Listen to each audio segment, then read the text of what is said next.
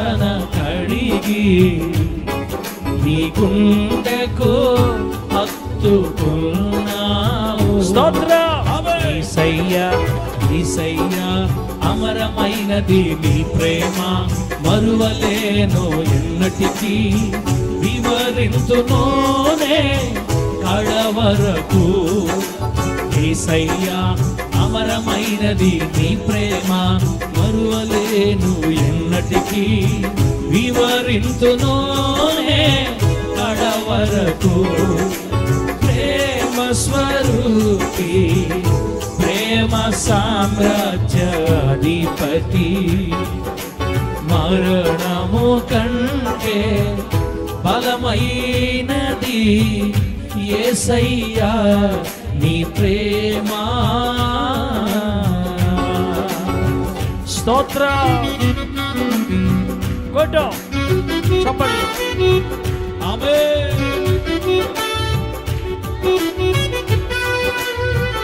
నీతిని విడవకూడని, నీతిని విడిచిపెట్టని, ప్రార్థించుట మానని బిడ్డల దగ్గరికి జీసస్ ఆయన అదే పనిగా వస్తాడు, అదే పనిగా వస్తాడు. యథార్థవంతుల్ని బలపరచడానికి ఆయన కనుదృష్టి లోకమందంతటా సంచారం చేస్తుంది. నా నీతికి ఆధారమగు దేవా అని పిలవాలి.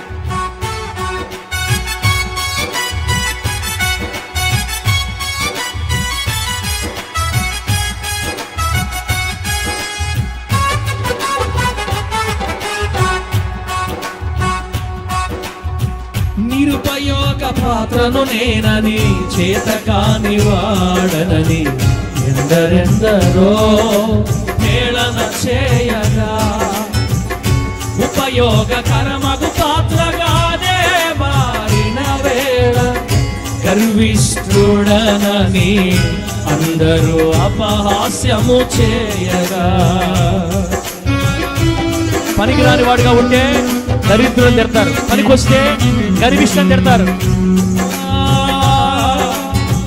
నిరుపయోగ పాత్రను నేనని, చేతకాని వాడనని ఎందరెందరో హేళన చేయగా, ఉపయోగకరమగు పాత్రగానే మారిన వేళ గర్విష్ఠుడనని అందరూ అపహాస్యము చేయగా.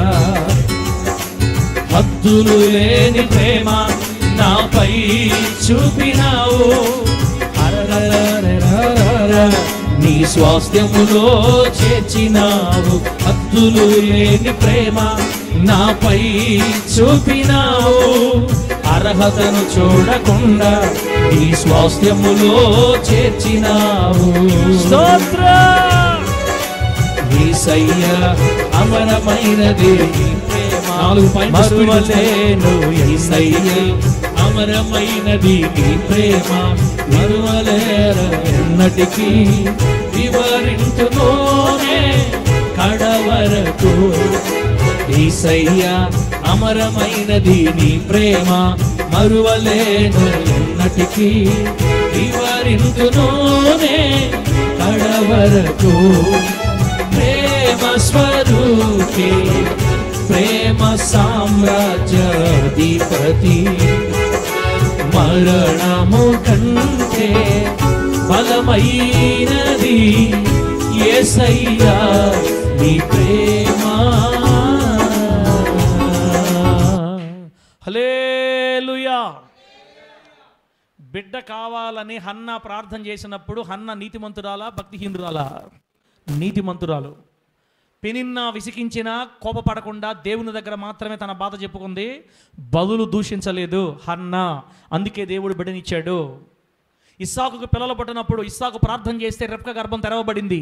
ఇస్సాకు నీతిమంతుడా భక్తిహీనుడా? నీతిమంతుడు. ప్రతి సాయంత్రం పూట పొలంలోకి వెళ్ళి ధ్యానం చేసేవాడు. ఇంకా మేనమామ చేత మోసపోయి 20 సంవత్సరాలు వృధాగా తన వయసు అంతా మేనమామ యదానబోసి తన జీవితం అంతా వ్యర్థమైపోతే తన మేనమామ ఆస్తి కంటే 2 ఆస్తిని యాకోబుకి ఇచ్చినప్పుడు యాకోబు భక్తిహీనుడా నీతిమంతుడా? నీతిమంతుడు. యాకోబు భక్తిహీనుడనా? యాకోబు భక్తిహీనుడా? చెప్పండి. యాకోబు వచ్చేటప్పుడు ఏం ప్రార్థన చేశాడు? ఏం ప్రార్థన చేశాడు యాకోబు గారు? ఎక్కడ కల వచ్చిందే బేతేలు. ఒక తల రాయి తీసుకొని తలగడ పెట్టుకుని నిద్రపోతాడు రాత్రి. అక్కడ కళ, భూమి ఆకాశం నుంచి భూమి మీద ఒక నిచ్చెన వేయబడింది. ఆ నిచ్చెన మీద దేవదూతలు కిందకి ఎక్కి దిగుతూ ఉన్నారన్నమాట. అప్పుడు యాకోబు గారు ప్రార్థన చేశారు, ప్రభువా ఇది దేవుని మందిరమే కానీ వేరొకటి కాదు, ఇక్కడ నువ్వు ఉన్నావు ప్రభువా, నేను వెళ్తున్నాను మా మామ దగ్గరికి, తిరిగి నన్ను మరలా క్షేమంగా నా తండ్రి దగ్గర చేరిస్తే నాకు కలిగిందంతటో నీకు 10వ భాగం 10వ భాగం ఇస్తాను ప్రభు అని తీర్మానం చేసుకుంటాడు. ఇప్పుడు ప్రార్థన చేసేటంటే నీతిమంతుడా భక్తిహీనుడా? నీతిమంతుడు. ప్రార్థన చేశాడు, దేవుడు ఆ ప్రార్థన మర్చిపోలేదు. చేతి కర్రతో మాత్రమే యోర్దాను దాటాడన్న, తిరిగి మరలా వచ్చేటప్పుడు 2 మందలు 2 గుంపులుగా వచ్చాడు. దేవునికి స్తోత్రం కలుగును గాక. నా దేవుడు ఇచ్చిన మాట తప్పడానికి అన్యాయస్తుడు కాదు, మనలాంటి మానవుడు కాదు. నువ్వు నిలబడితే నువ్వే ఆశ్చర్యపోయేంత ఆశీర్వాదాన్ని నెత్తి మీద పోస్తాడు యేసు నామములో. గట్టి చెప్పు హల్లెలూయా. నేను నిలబడాలే కానీ నా కూతుర్ల జీవితాలు విప్లవాత్మకంగా మార్చేస్తాడు దేవుడు, అంతే. అది నమ్మకం. అది దేవుడు మన దగ్గర మాట అడిగించుకోడు. ఏమయ్యా నీ కోసం ఇన్ని సంవత్సరాలు సేవ చేస్తే ఇటు చేసేవేంది అనిపించుకోడు. ఆయన నీలాగా నాలాగా మాట్లాడించుకోవడానికి అడిగించుకోవడానికి శాత కానీ సన్నాసి లాంటి దండలు తెస్తా ఉంటే తీసుకో, మొత్తం తీసుకో, తల మీద కూడా తీసుకో, ముక్కులు బిరుకు, నువ్వేమైనా బిరుకు నేను గమ్ముకుంటా అని చేతులు గాజులు వేసుకునే టైపు కదా మన యేసయ్య. నువ్వు నిలబడితే నువ్వే ఊహించలేవు ఆశీర్వాదాన్ని. అట్టుంట దేవుడిచ్చే ఆశీర్వాదం. అమ్మా, హన్నా నీతిమంతురాలు, యాకోబు నీతిమంతుడు, అబ్రహాము నీతిమంతుడు, ఇస్సాకు నీతిమంతుడు, దావీదు నీతిమంతుడు. కాబట్టి గొర్రెలు తోలుకునేవాడిని ఎక్కడ తీశాడు? ఎక్కడ పెట్టాడు? సింహాసనం మీద కూర్చోబెట్టి రాజుగా చేశాడు కదా. పశువులు మేపుకునే ఒక ఆయన్ని పాస్టర్గా మార్చాడు. ఆయన పేరు చెప్పండి. Correct answer. సుబ్బారావా? చెప్పు ఏం పేరు? ఆమోసు. ఆమోస్ అనే దైవజనుడు పశువులు మేపుకుంటుంటే ప్రవక్తగా పిలిచి వాడుకున్నాడు దేవుడు. మందిరంలోకి వచ్చి నిద్రపోయినంతకాలం మన జీవితాల్లో ఈగులు తోలుకోవాల్సిందే. ఇట్లా అంటే ఏమనుకోబాకండి. ఏం తోలుకోవాల్సిందే? ఈగులు తోలుకోవాల్సింది. ఎళ్ళల్లో ఏమీ సాధించలేవు. సినిమాలు జయించాలని, బూతులు జయించాలని, పవిత్రంగా బ్రతకాలని, రోషంగా నడుం కట్టుకోవాలని, ఒక్క మొగుడుతోనే జీవితాన్ని ముగించాలని, ఒక్క భర్తతోనే జీవితాన్ని ముగించాలని తీర్మానం చేసుకోకపోతే ఈగులు తోలుకోవటమే మన జీవితాలు, అంతే. సంవత్సరాలు గడిచిపోతాయి, జీవితాలు గడిచిపోతుంటాయి, కానీ దేనికి తల్లి నువ్వు పైకి రాలేవు. తల్లి బల్ల గుద్ది చెప్తున్నా, రాసి పెట్టుకో నువ్వు నోట్సులు, అంతే. నిన్ను దీవించాలంటే ఒక్క దేవుడు తప్ప ఇంకెవడు దీవించడం గుర్తుపెట్టుకో. ఈ భూలోకం అంతా స్వార్థంతో నిండిపోయింది. ఉద్యోగాల దగ్గర కూడా క్యాష్ చూస్తున్నారు. క్యాస్ట్ నీ పేరు ముందు చివర శర్మ కానీ రెడ్డి కానీ ఉంటేనే జాబులు నీకు. ఎస్సీ ఎస్టీ అని తెలిస్తే ఇసిరిసికి కొడుతున్నారు. అసలు ఒక్క జాబులు ఇట్లా రోషం కలిగి చెప్తున్నా, నువ్వు దేవుని కోసం నిలబడితే వాళ్ళ మెడలు వంచి వాళ్ళకే ఉద్యోగాలు ఇచ్చేటట్టుగా నీ కూతురు నా కూతురు దేవుని నిలబెడతాడు యేసు నామములో. అది చేయడం ఒక్క దేవునికే సాధ్యం. అది జరగాలంటే నువ్వు చెయ్యాలి తీర్మానం చేసిన తర్వాత నువ్వు బలలో చేతులు వేయుదువు గాక. నువ్వు ఇన్ని వాక్యాలన్నా కూడా మందిరంలో నిద్రపోతా, ఆదివారం కరెక్ట్ మందిరానికి రాకుండా ప్రభువుని ప్రేమించకుండా ఉంటే తోలుకో ఈగలు. నీ ఓపిక ఉన్నంత కాలం తోలుకో, ఇసురుకో ఈగలు. నీ ఓపిక ఉన్నంత కాలం నీ జీవితంలో మార్పు రానే రాదు. యేసును దూరం పెట్టి ఏమి సాధిస్తావే నా తల్లి? యెహోవాకు వేరుగా ఉండి మీరేమీ చెయ్యలేరని చెప్పింది వాక్యం. యెహోవాకు వేరుగా ఉండి మీరేం చేయలేరు. మరి అక్క తుమ్నే బోల్ క్యా కర్తే తో సమझे అక్క? మరి అక్క సమझे సమझ కట్టేతే ముజ్నే అన్నా, నువ్వేదో మాట్లాడుస్తావు, బూత్ వచ్చేస్తాయన్నా హిందీలో, నాకు తెలియదమ్మా. ఒకవేళ తెలియదు కాబట్టి ఏమైనా మాట్లాడడం నాకు సంబంధం లే, మిమ్మల్ని కాస్త నవ్విద్దామని. ఇప్పుడు చాలామంది జీవితాల్లో ఈగలు తోలుకోవడం నేను అనలేదులే, ఒక పెద్ద పాస్టర్ అంటే నేను పట్టుకొని వచ్చే మాటని. ఇప్పుడు సైతాన్ కా బేట అనే పదం కానీ ఎన్ని కొంతమంది మాట్లాడుతుంటే ఇది భలే ఉంది, మనం కూడా తిడదామని తీసుకొని వస్తాం అనమాట. ఈగలు తోలుకోవడం అనేది నా మాట కాదు, ఒక పాస్టర్ గారి మాట. ఇప్పుడు ఎన్ని సంవత్సరాలైన ప్రభుని నమ్ముకొని ఇంకా ఈగలు తోలుకుంటున్నామంటే ఏంది అర్థము? సరైన తీర్మానాలు లేవు, నడుం కట్టుకోవడం లేదు. నా జీవితాన్ని నాశనం చేసే ఈ తాగుడు నాకు అవసరమా? సమాజంలో భార్య దగ్గర విలువ లేకుండా, పిల్లల దగ్గర విలువ లేకుండా చేసే ఈ తాగుడు నాకు అవసరమా? నా కూతురు దగ్గర కూడా విలువ లేని ఈ జీవితం నాకు అవసరమా? నీకు ఎందుకు అనిపించట్లేదంటే నీతిని విడవకూడదని తీర్మానికి రాలేదల్లా ఇంకా. అందుకే నిజంగా దేవుని కళ్ళు తెరిస్తే ఈరోజు తీర్మానం చేస్తా బిడ్డ. జరిగిపోయింది వదిలేయి అన్నా, జరిగిపోయింది. ఈరోజు నిన్న కదమా, నిన్న హితవాక్కు, నిన్న గతించిపోయినా వెనక్కెళ్ళి మరలా నీ జీవితం నువ్వు బాగు చేసుకోలేవు.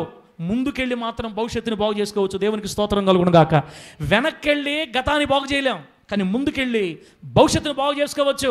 వెనకున్న వాటిని మరిచి ముందున్న వాటికి సాగిపోవడమే. తీర్మానం చేసుకోవటం, వదిలేయటం, జాగ్రత్త పట్టుకోవటం. భర్త పనికి పోయాడు, భార్య ఖాళీ దొరికింది, ఏం చేయాలా? ఫోన్ తీసుకొని అమ్మ చేతి వంటలు చూడాలా? ఏ వంటలు? ఆడవాళ్ళకి ఇప్పుడు అమ్మ చేతి వంటలు అయిపోయినాయి. సంవత్సరాల నుంచి అమ్మ చేతుల వంట చూస్తారు, అక్కడ కూడా బాగా చేయరు. ఒకసారి పాస్టమ్ అమ్మ చేతి వంట చూస్తా ఉండింది. అబ్బా, అమ్మ చేతి వంట చూస్తున్నాం, ఆ పాస్టమ్ భలే చేస్తుంది అనుకున్నా. భలే చేసింది. ఇంకొకసారి కానీ చేసేవా దీని కానీ, నువ్వు ఫోన్ కానీ అమ్మ చేతి వంట చూసావా, నీకు వచ్చిన వంటే చేయి, ఇంకా ఎన్ని కొత్త వద్దు. అమ్మ చేతి వంటలుగా చూడాల్సింది. బైబిల్ తీసుకొని కూర్చోవాలా, ఆడపిల్లలు ప్రార్థనలో కూర్చోవాలా. నా భర్తను మార్చయ్యా, నా కుటుంబాన్ని మార్చయ్యా, నా కడుపులో నుంచి రాబోతున్న తరాలు దీవించబడాలయ్యా. నువ్వు ప్రార్థన చేసుకుంటే నీ భవిష్యత్తు దీవించబడద్దు రాబోయే రోజుల్లో. నీ భర్త పిల్లలు దీవించబడతారు రాబోయే రోజుల్లో. టైం దొరికితే ఫోన్ కొట్టుకొని టీవీల దగ్గర కూర్చునే వాళ్ళకి ఈగులు తోలు కూడా తప్ప ఏమంటారు చెప్పండి? నేను ఎట్టే చెప్తానమ్మా, ఏమనుకోబాకండి. ఇది మాకేం కొత్తయా? ఏమనుకోబాకండి చెప్తున్నావా? మాకేం కొత్త? కొడితే నీకంటే ఎవరు కొడతారు చెప్పు? అమ్మ ఎంత కొట్టినట్టుదా మా ఈ మనుషులు. యేసునామో శ్రేష్టమైన మార్పు మన బిడ్డల జీవితాల్లో కలుగును గాక. మీరే కాదు బిడ్డలారా, నేను కూడా ఎర్రేషాలు వేస్తే ఈగులు తోలుకోవటమే. ఎవరైనా పాస్టర్ ఈగులు తోలుకోవటమే, విశ్వాసం ఈగులు తోలుకోవటమే. రోషం గల సేవ చేస్తే ప్రజలను తీసుకొచ్చి మందిరాలు నింపుతాడు దేవుడు, అంతే. మందిరాలు నింపే పని దేవుడిది. తేడా జరిగితేనే మందిరం ఖాళీ అయిపోతూ ఉంటాయి. ఎన్ని సంవత్సరాలు, 20 సంవత్సరాలైనా, 15 సంవత్సరాలైనా, 30 సంవత్సరాలైనా, ఆ 10 మంది ఉండారంటే మీరు రేపు పొద్దున అనుకోండి. నేను ముందే చెప్పేస్తాను, ఇస్రాయల్ పాస్టర్కి ఏదో మనోడు ఒక మంచి పని చేసినట్టున్నాడు, దేవుడు వేసాడు బాగా, మనోడికి బాగా జరగాల, మీకు నమ్మదు. ఇంకా రోషం గల దైవజనుల సేవలు దేవుడు దీవిస్తాడంతే. సచ్చోళ సేవలే ఇటు అయిపోతాయి. సచ్చోళ సేవలు, రోషం లేని, ప్రార్థన జీవితం లేని, భక్తి లేని, నీతి లేని సేవలు ఇలాగే 20 మందితో 30 మందితో జీవితాంతం ఆగిపోతాయి అంతే. ఎవరేమని అనుకోని. రేపు మన సేవ ఆగిపోయినా కూడా మంది ఇంతే. మీ ఇస్రాయల్ పాస్టర్ ఏడో దేవుడికి దెబ్బేశాడు, సాలు రారా నువ్వు కూర్చోబెట్టాడు అంతే.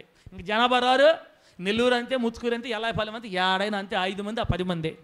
నిజంగా రోషంగా నడుము కట్టుకొని దేవుని కోసం నిలబడిన ఏ సేవకుడు సంఘాన్నైనా మందలుగా నింపుతాడు యేసు నామంలో. నాకు బుద్ధి వచ్చి మీకు బుద్ధి చెప్తున్నా, ఈగులు తోలుకునే పని మానేద్దామో. ఈ రోజైనా నడుము కట్టుకుందుము గాక. గట్టి చెప్పండి హల్లెలూయా. బిడ్డలారా, ఇంకెంతకంటే మీకు చెప్తే బాగుండదు. ప్రార్థన చేద్దామని ఉంది, కానీ మీకు బైబిల్లో ఆధారాలు చూపించలేదు కదా. గుర్తు చేసి ముగిచ్చేస్తా. 2 రాజుల గ్రంథం 4వ అధ్యాయం తీసి పెట్టండి. అక్కడ నీకు 3 విషయాలు ఉన్నాయి. ఇరుకులో విశాలత కలిగిన సందర్భాలు. 2వ రాజుల గ్రంథం 4వ అధ్యాయంలో మొదటి వచ్చి నుంచి చూసుకోండి. మీరు నేను చెప్పే విషయాలు అక్కడే దొరుకుతాయి, మీకు ఇంటికి పోయి చూసుకోండి. అక్కడ ఏం జరిగిందంటే, ఎలీషా ప్రవక్త దగ్గర కొంతమంది శిష్యులు ఉన్నారు. ఎలీషా ప్రవక్త దగ్గర కొంతమంది శిష్యులు ఉంటే, ఆ శిష్యుల్లో ఒక శిష్యుడు చనిపోయాడు. ఆయన భార్య ఒకరోజు ప్రవక్త దగ్గరకు వచ్చి ఇలా అంటుంది, ప్రభు, అయ్యా బోధకుడా, అయ్యా ప్రవక్త గారు, నేను పలానా శిష్యుడు భార్యని, మా ఆయన చనిపోయాడు, మీకు తెలుసు కదా నాయన, మా ఆయన చచ్చిపోయే ముందు అప్పులు చేసి చచ్చిపోయాడు. మా భర్త చచ్చిపోయేటప్పుడు ఏం చేశాడు? అప్పులు చేసి చచ్చిపోయాడయ్యా. ఇప్పుడు అప్పులోడు మా ఇంటికి వచ్చి నా 2 పిల్లల్ని పట్టుకెళ్తానంటున్నాడు. బాకీ తీరిందాక నా ఇంట్లో పనిచేద్దురు రండిరా, మీ నాన్న నా దగ్గర డబ్బు తీసుకుని సచ్చాడురా, ఎవరు తీరుస్తారా అని అప్పులు వాడు మా ఇంటికి వచ్చి నా పిల్లల్ని తీసుకెళ్తానని బెదిరిస్తున్నాడు. నాయన ప్రవక్త గారు, నన్ను ఏం చేయమంటారు? బిడ్డారా, అప్పులు అంత భయంకరమైంది ఇంకొకటి లేదు. దయచేసి తాగితే గంజి తాగండి, కానీ మనుషుల ముందు ప్రిస్టేజ్లకి అప్పులు చేసుకోవద్దు. నీళ్లు తాగి బతికేద్దాం. ఈ రోజుల్లో కోటీశ్వరుడు ఎవరో తెలుసా? ఎవరో చెప్పండి, ఎవరు కోటీశ్వరుడు? అప్పు లేనోడే కోటీశ్వరుడు ఈ రోజుల్లో. అన్నా, మనకు ఫ్రిడ్జ్లో అవసరంలే, బీరువాలు అవసరంలే, టంకు పెట్టులో పెట్టుకోవచ్చు, లేకపోతే 2 వాటిని ఏమంటారు, 2 నాపరాలు పెట్టుకొని నాపరాలు కూడా పెట్టుకోవచ్చు బట్టలని. మనకు బీరువాలు అవసరంలే, దేవుడు ఇస్తేనే తీసుకోవాలా. ఇప్పుడంతా ప్రెస్టీజ్ అయిపోయింది. ఇప్పుడంతా ప్రెస్టేజ్ ఫీల్ అయిపోతున్నారు. వాళ్ళ ఇంట్లో అది కొన్నారు, వీళ్ళ ఇంట్లో ఇది కొన్నారు, అప్పు చేశాను కొను. రేపు ఈఎంఐలో చంద్రమందు బూతులు తిడతా ఉంటే, మంగళమే యేసునకు శుభమంగళమరే తరరే పరిశుద్ధ, బూతులు మాటలు పడాలని పడుతుంటాయి నెత్తి మీద. పరిశుద్ధ మంగళమే, అది కాదు, ఆ పాట కదా పడాల్సింది. వాళ్ళు తిడతా ఉంటే ఫోనుల్లో ఈఎంఐళ్ళు, దేవరని దీవెనలు ఈఎంఐ వాళ్ళ ఫోనుల్లో నుంచి కోరొస్తున్నాయి. చెప్పి మా పాస్టర్ గారు తలగొట్టుకున్నాడు, నేను ప్రిస్టేజ్కి పోయి నేను బీరువా తెచ్చాను. ఈఎంఐ గట్లేకపోతే ఫోనులు చేసి బూతులు మాట్లాడి నన్ను చెంపలు కొడతారు. దేవరని దీవెనలు ఈ అమ్మాయి వాళ్ళ ఫోన్లోంచి కూరొస్తున్నాయి అని ఇంకా ఆ పాటలు ఆ విధంగా మార్చి పాడుకోవాల్సి వస్తుంది. అర్థమైందా బిడ్డ? దేవుడు నీకు ఇస్తే తీసుకో, లేకపోతే కటిక నేల మీద కింద బట్ట కూడా లేకుండా పడుకుందాం. అడిగేవాళ్ళు లేరు మనల్ని. రేషన్ బియ్యం తిని బతకడం ఇబ్బంది లేదు, కానీ నా దేవుడు నిన్ను అక్కడే వదలడు. నువ్వు నీతి కోసం నడుం కట్టుకొని ప్రార్థించడం మానకపోతే నా ప్రభు అయిన యేసయ్య నువ్వు ఊహించని స్థితిలోకి నిన్ను తీసుకొస్తాడు యేసు నామములో. గట్టిగా చెప్పండి హల్లెలూయా. మీరిచ్చే కానుకలు తీసుకొని తినే నాకు దేవుడు ఇప్పుడు డబల్ కట్ట మంచాలు ఇచ్చాడు, ఏసీలు ఇచ్చాడు. ఎక్కడి నుంచి వచ్చినాయి అన్నీ? బిడ్డరా మీ ద్వారా ఇప్పించిందే కదా వస్తుందంతా. బిడ్డ ఒకప్పుడు నేను చాప ఒక్కటే తీసుకొని వచ్చాను ముత్తుకూరికి. చాప సంచిలో బట్టలు పెట్టుకొని వచ్చాం. సంచిలో 2 సంచులు, ఒక సంచిలో పాస్టమ్ బట్టలు, ఒక సంచిలో నా బట్టలు. పాస్టమ్ సంచిలోనే నా సంచిలో హవీలో బట్టలు పెట్టుకొని వచ్చాం. అప్పుడు హతస్థ రాలేదడికి సంచుల్లో ఒక చాప తీసుకొని ఆటోలో వచ్చిన మా జీవితాలకి ఇంత దూరం తీసుకొచ్చాడు ఆయన. ఫస్ట్ నుంచి అప్పు అంటే భయం పెట్టాడు దేవుడు నాకు. వ్యాను దగ్గర శాంపల బగలు కొట్టి దేవుడు కృప చూపాడు. ఇంక ఈ దెబ్బతో ఈ జన్మకి ఇంక తొందరపడేది లేదు.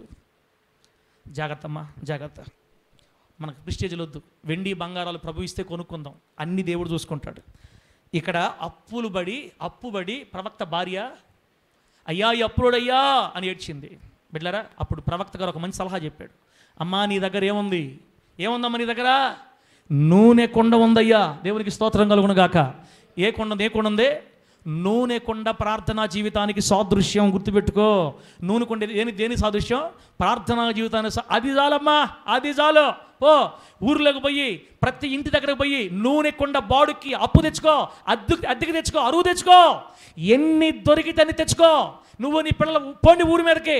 అబ్బా అంటే నూనె కొండిస్తారా అంటే, బాబు ఇంత రెంట్ అవుద్దు బాబు, ఆ పర్లేదు అంటే ఇచ్చేయండి అంటే, ఎన్ని దొరికితే అన్ని కొండలు తెచ్చుకో, ఇంట్లో పెట్టు. అయిపోయిందా? నువ్వు నీ మొత్తం లోపలికి పోండి, తలుపేసుకోండి. నీ నూనె కుండలో ఉన్న నూనె తీసి తెచ్చుకున్న కుండలన్నింటిలో పోయి, అది ఎట్ట పాస్టర్ గారు? ఒక్క కుండలోనే సగం కూడా లేదు నూనె, ఇన్ని కుండలు ఎట్టబడదు పాస్టర్ గారు? అదేనమ్మా దేవుడు చేసేది. నీ దగ్గర ఉన్న కొంచెము నూనె అన్ని కుండలు నిండిపోయినా కూడా మిగిలే ఉంటుంది యేసు నామములో. అది కదా దేవుడు అంటే. అది పొందుకోవాలి దేవుడి దగ్గర మనం వేస్తున్నామలో. నువ్వు మిగతాది పోమ్మా, ఓకే ప్రభు, ఓకే దైవజనుడా వెళ్ళింది, మొత్తం తెచ్చింది, లోపలికి పోయి పోసారు. ఒక్క కుండలో నూనె 70 కుండల నిండా నిండిపోయింది. ఇంకా మిగిలి ఉంది ఆ కుండలో. వస్తానే ఉంది పోస్తా ఉంటే 70 లేదా 100 కుండలు నిండిపోయినాయండి. అంతటితో నూనె ఆగిపోయింది. ఆమె పరిగెత్తుకుంటా, దైవజనుడా 100 కుండలు నిండిపోయింది దైవజనుడా, ఇప్పుడు అమ్మి వ్యాపారం చేయి. దేవునికి స్తోత్రం కలుగునుగాక. ఆ నూనె అమ్మి వ్యాపారం చేసి అమ్మి వచ్చిన డబ్బుతో నీ అప్పు కట్టి మిగతా డబ్బుతో నువ్వు నీ బిడ్డల జాగ్రత్తగా బతకండి.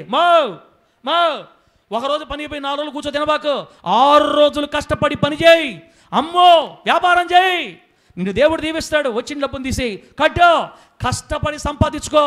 అప్పులు చేసి వడ్డీ వ్యాపారాలు చేసి చేయవద్దు నీకు అని దేవుడు ఆ రోజు మరి ఎలీషా ప్రవక్త గారు ఆమె జీవితంలో కలిగిన అప్పులు అనే ఇరుకులో నుంచి అప్పటికప్పుడే దేవుడు గొప్ప విశాలతలోకి ఆమె నడిపించి ఆమె అప్పులన్నీ కొట్టివేశాడు.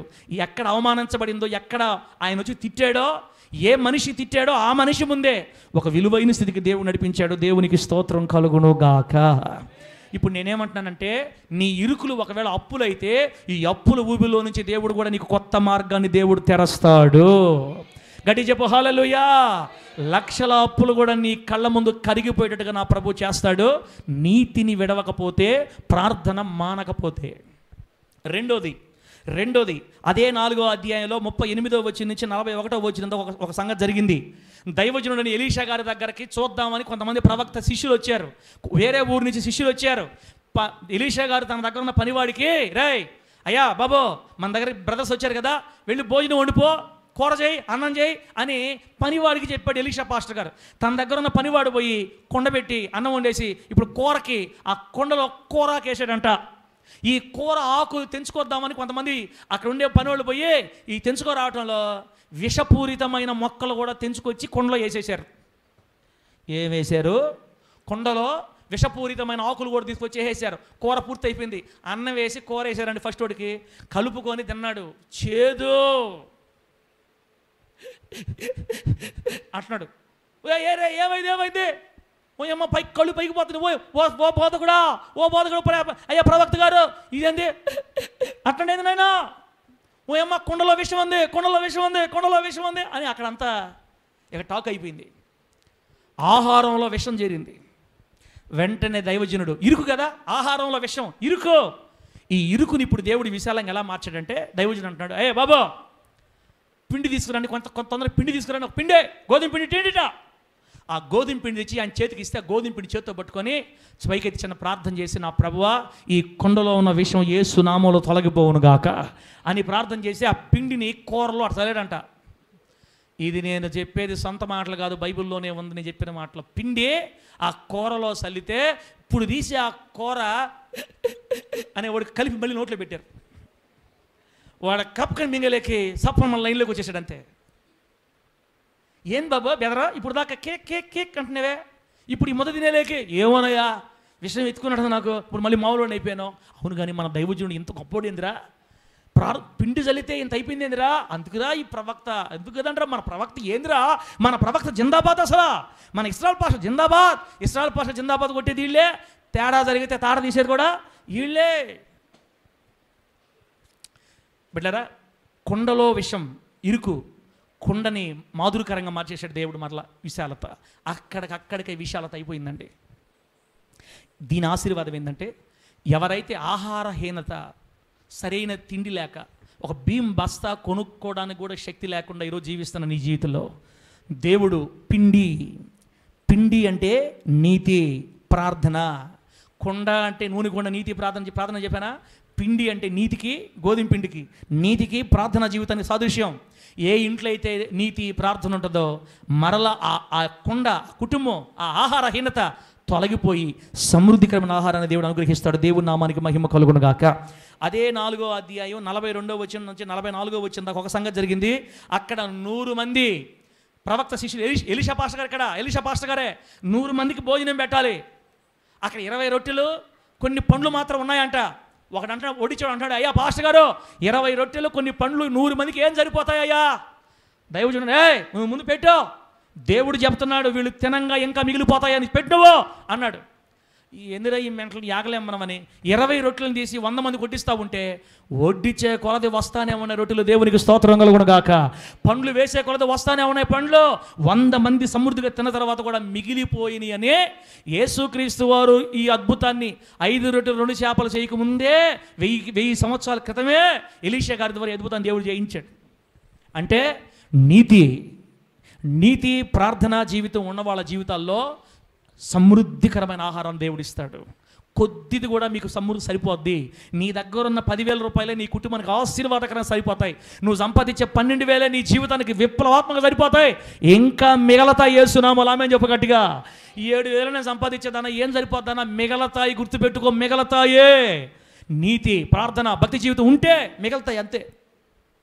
లాస్ట్ మాట 2వ రాజుల గ్రంథం 6వ అధ్యాయం 1 నుంచి 7 వచనం చదివితే, అక్కడ ఏమన్నా ఇల్లు కడదామని చెట్లు కొడదామని పోయారు. ఎలీషా పాస్టర్గా తీసుకొని పనోళ్ళు శిష్యులు ఒక గొడ్డలి అద్దెకి తీసుకొని అరువు తెచ్చి గొడ్డలే చెట్లు నరకుతున్నారు. ఆ నరకడంలో పాట పాడుతా మన బ్రదరు పాట పాడుతా నరకుతున్నాడు.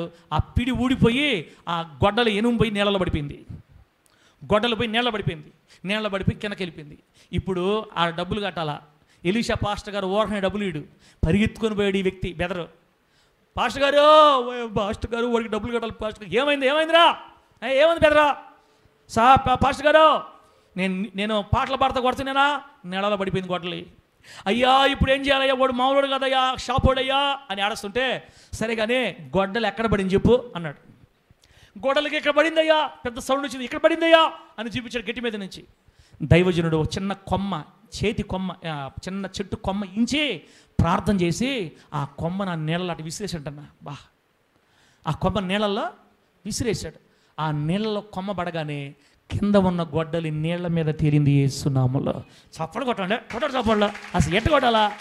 ఎట్ట కాదు, కొట్టు యేసునామములో. దేవుని శక్తి మీ కుటుంబాలు అనుభవించును గాక.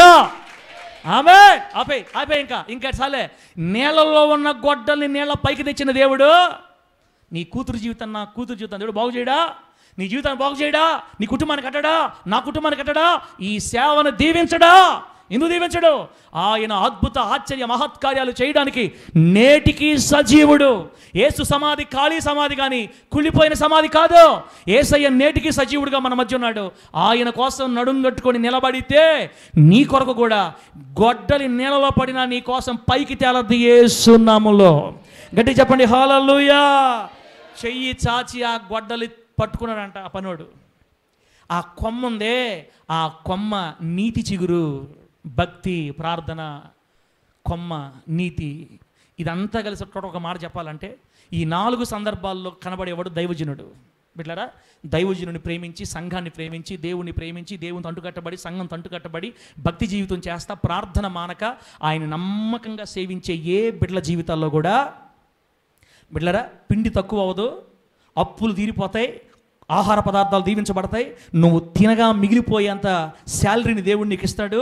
ఇదిగో నదిలో పడిన గొడ్డలి అనగా నీ కష్టార్జితం, వ్యాపారం, ఉద్యోగం, చేతి పనులు అన్నీ దీవించబడతాయి యేసు నామములో. అంతే నీ వ్యాపారాన్ని, చేతి మొత్తం దీవిస్తాడు దేవుడు. ఏమనుకుంటున్నావు నీ దేవుడు అంటే? అక్క, మన దేవుడు సైన్యములకు అధిపతియగు యెహోవా. దేవునికి స్తోత్రం కలుగును గాక. ఆ పైన చదవండి, ఏమన్నా పైన ఏముందన్నా? సైన్యములకు అధిపతిగా యెహోవా ఈలాగు సెలవిచ్చుచున్నాడు. ఏమని? ఎవరైతే నీతిని విడవరో, భక్తి ప్రార్థించుట మానరో వాళ్ళ జీవితాల్లో ఇన్ని అద్భుతాలు చేస్తానని సైన్యములకు అధిపతిగా యెహోవా సెలవిస్తున్నాడు. తీర్మానం చేసుకుని దేవుని కోసం నమ్మకంగా నిలబడతారా? వద్దండి ఎనిమి చాలాసార్లు వింటానే ఉన్నాలే, పెద్ద విశేషం ఏం లేదు అనుకుంటారా? వదిలిపెట్టి మౌనంగా వెళ్ళిపోతారా? నీ ఇష్టం తల్లే, నీ ఇష్టం. దేవుడి మాటలు మనకు ఆశీర్వాదకరంగా మార్చి వర్ధిల్ల చేయును గాక. కళ్ళు మూసుకోండి, ప్రార్థన చేసుకుందాం. కళ్ళు మూసుకో.